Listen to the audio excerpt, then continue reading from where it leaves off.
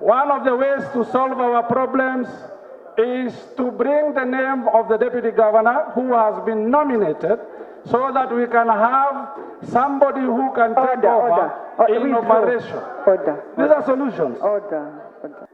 It is true, we have a problem, but there is a gesture of a solution.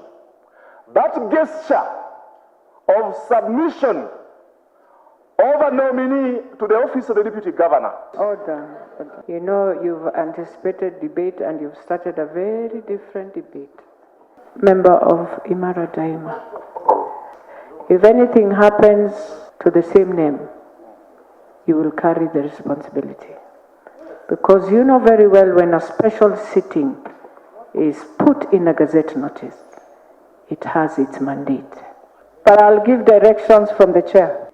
Due to the good work that has been done by the Nairobi Regeneration Committee, appointed by the Excellency the President, I direct that the same is revamped and proceed its work together with the county executive to ensure effective service delivery to the residents of Nairobi, particularly on the following areas.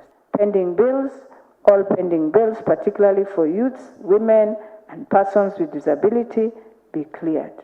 Solid waste management, the executive to develop a structured work frame on how to deal with the refuse collecting funds.